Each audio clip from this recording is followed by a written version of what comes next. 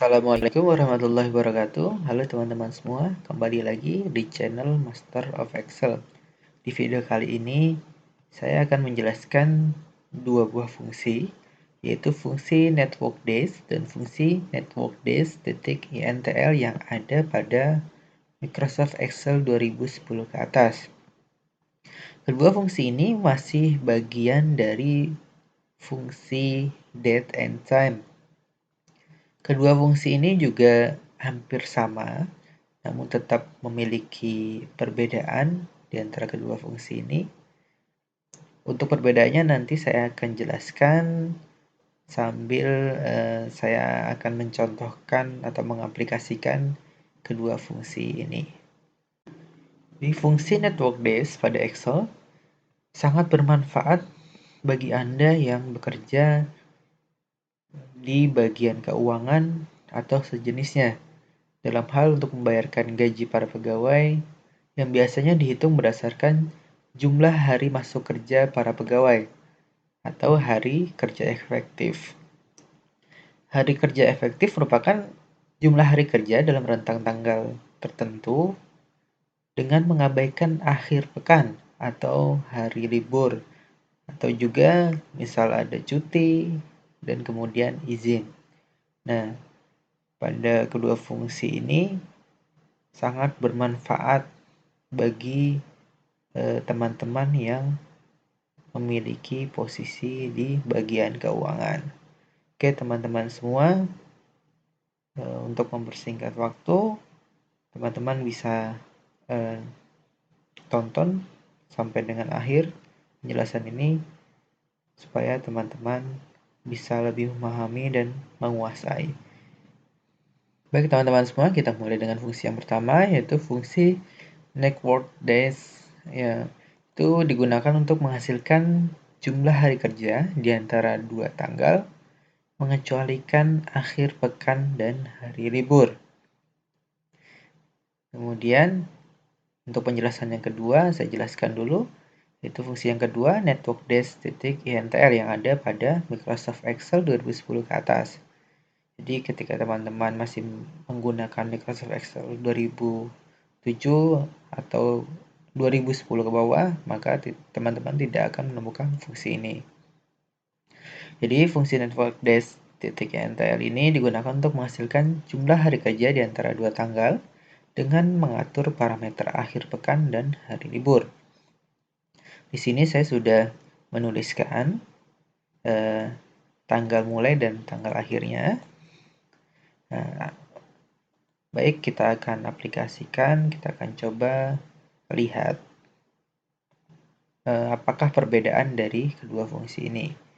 Untuk yang pertama, kita coba implementasikan ke dalam fungsi network days. Yang pertama, sama dengan network days, start date-nya ini sudah saya ketikkan, tanggal 1 bulan 1 2021, kemudian end date-nya 28 Januari 2021. Nah, di sini ada sintaks holidays, teman-teman. Sintaks holidays ini teman-teman bisa mengisinya atau tidak. Jika teman-teman tidak mengisi, dan tidak ada tambahan waktu libur lainnya, maka akan secara default akan terbaca akhir pekan, yaitu Sabtu Minggu, yang akan diabaikan atau dikecualikan dari perhitungan. Baik, kita coba. Maka hasilnya 20. Oke, kita coba lagi. Untuk contoh yang kedua, itu sama dengan network days. Start date-nya ini tanggal 3 bulan 3 2021, kemudian end date-nya tanggal 14 bulan 4 2021. Oke, coba lagi. Dia akan menghasilkan 31 hari dalam rentang waktu dari tanggal 3 sampai dengan tanggal 14. Kemudian yang ini saya mempunyai parameter hari libur lainnya, Jadi di sini kita gunakan sama dengan network days, start date-nya, kemudian end date-nya, kemudian holidays-nya kita tambahkan ini, kita blok, kemudian enter. Hasilnya 46. Oke, kemudian kita lanjutkan ke fungsi yang kedua, yaitu fungsi network days.intl, di mana saya akan mengaplikasikannya tanggalnya sama seperti tanggal untuk contoh dari fungsi yang pertama. Oke, kita coba sama dengan network days.intl, start date-nya sama ini, kemudian end date-nya tanggal 28 bulan 1 2021. Nah, di fungsi yang kedua, di sini sintaksnya ada tambahan weekend dan holidays. Jadi di sini perbedaannya teman-teman, ketika fungsi yang pertama dia tidak bisa kita atur parameter weekendnya. Jadi otomatis terbaca Sabtu dan Minggu, yaitu weekend.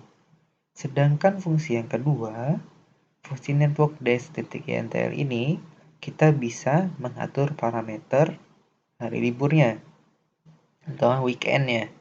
Jadi jika kita ingin weekendnya hari Minggu saja, kita bisa atur menggunakan fungsi yang kedua ini. Jadi kita coba, kalau misalkan kita kosongkan, otomatis dia juga akan default Sabtu dan Minggu. Kita coba kosongkan dulu. Nah, maka akan menghasilkan angka yang sama, yaitu 20 hari. Sedangkan jika kita mengubahnya, contoh kita weekendnya kita atur hari Minggu saja. Jadi kita pilih Sunday only. Nah, jika kita pilih hari Minggu saja, maka dia akan berubah hasilnya jadi 24. Nah, kita lihat teman-teman di kalender.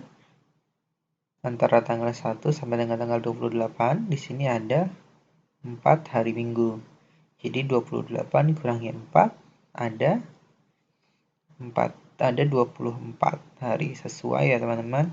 Dan jika yang rumus yang pertama akan otomatis terhitung Sabtu Minggu sebagai weekend. Jadi ada 8 hari yang dikurangkan, jadi jumlahnya 20. Nah, teman-teman, untuk sintaks dari weekend ini juga teman-teman bisa membuat dengan string. Jadi untuk hari itu kan ada 7 teman-teman. Jadi di sini kita tuliskan 7 digit. 1, 2, 3, 4, 5, 6, 7. Sorry. Saya buat teks dulu.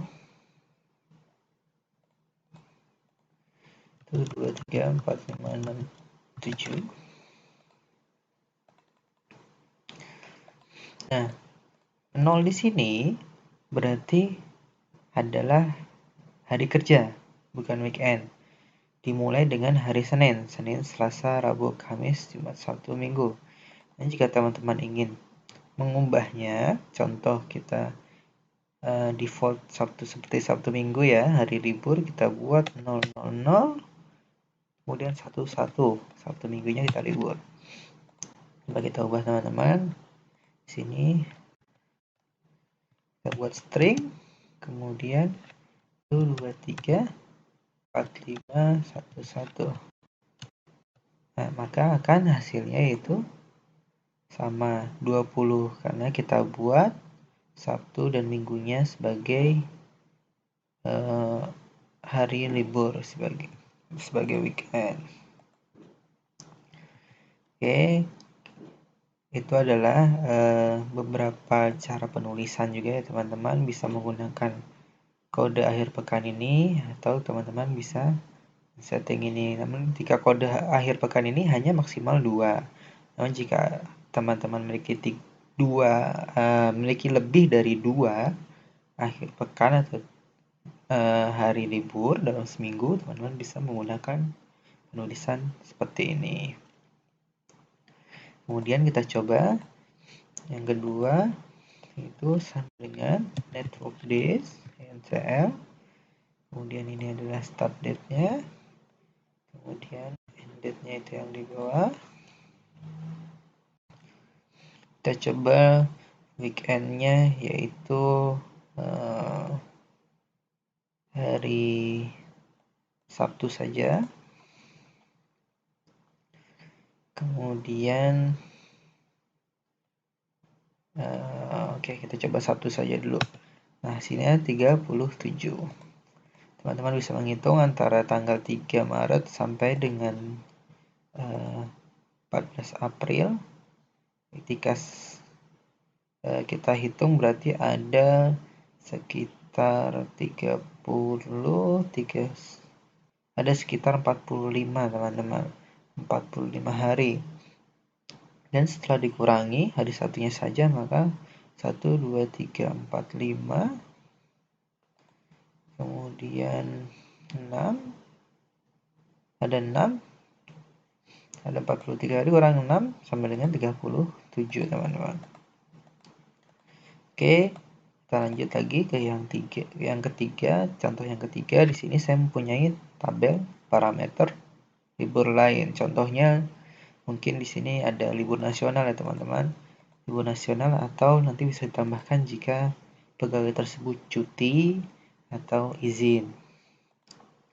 Kita contohkan sama dengan network days.ntl, tanggal mulainya yaitu di sini, kemudian tanggal berakhirnya sini, weekendnya kita buat default Sabtu Minggu, kemudian ditambah dengan hari libur atau cuti, izin dan sebagainya, kita blok saja, kemudian kita enter. Nah, di sini sama hasilnya 46 karena di atas juga default hari liburnya weekendnya Sabtu Minggu juga. Coba kita ubah default untuk weekdays-nya, kita ubah hanya hari Minggu saja.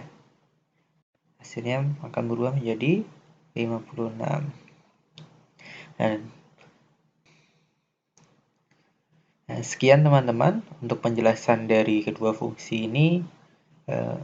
Semoga bermanfaat, terutama untuk teman-teman yang mempunyai tugas di bagian keuangan. Semoga bisa mempermudah pekerjaan teman-teman untuk kedepannya. Dan teman-teman bisa juga men-share video ini supaya banyak orang-orang yang tahu akan video ini dan juga lebih mudah dalam melakukan pekerjaannya. Teman-teman juga bisa menghidupkan lonceng dan subscribe juga, jangan lupa, supaya teman-teman tidak ketinggalan untuk video terupdate-nya. Sekian teman-teman, wassalamualaikum warahmatullahi wabarakatuh.